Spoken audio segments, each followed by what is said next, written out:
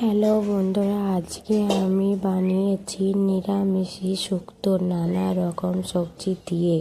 হালকা তেতো আর মিষ্টির স্বাদ ঘরোয়া ভাতের সাথে দারুণ লাগবে। চলো ভিডিওটা দেখতে থাকো, ভালো লাগে like, comment, share and subscribe করে দিও।